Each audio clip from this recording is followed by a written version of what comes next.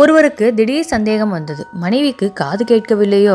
ஆனால் இதை மனைவியிடம் நேரடியாக கேட்க தயக்கம் என பயம்தான். இந்த விஷயத்தை அவரின் குடும்ப டாக்டரிடம் சொன்னார். அதற்கு அவர் ஒரு எளிய யோசனையை கூறினார்.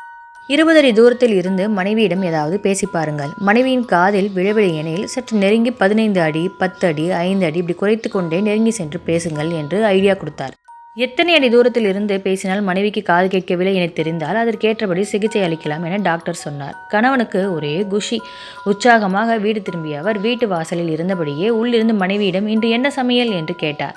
பதிலில்லை. பின் வீட்டு வரவேற்பறையில் இருந்து இந்த கேள்வியை திருப்பி கேட்டார். அதற்கும் பதிலில்லை. ஹாலில் இருந்து கேட்டார். சமையலறை வாசலில் இருந்தும் மீண்டும் மீண்டும் கேட்டார். மனைவியிடமிருந்து பதிலே இல்லை. போச்சு, 2 ஸ்பீக்கரும் அவுட்டு போல மனதில் கன்ஃபார்ம் செய்துவிட்டு கடைசி வாய்ப்பாக மனைவியின் காதருகே சென்று சத்தமாக இன்றைக்கு என்ன சமையல் என்று கேட்டார்.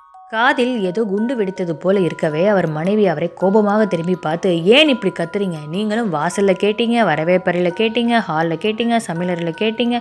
கேட்க நானும் எத்தனை தடவை சொல்கிறது முருங்கைக்காய் சாம்பார், உருளைக்கிழங்கு பொரியல்னு சொல்லிக்கிட்டே இருந்தேனே, காதில் விழவிழையா என்று கத்தினார். காதில் என்ன பஞ்சு மூட்டையா வச்சிருக்கீங்க என பொரிந்து தள்ளிவிட்டார். அப்போதுதான் கணவருக்கு தெரிய வந்தது பிரச்சனை அவர் காதில் என்று.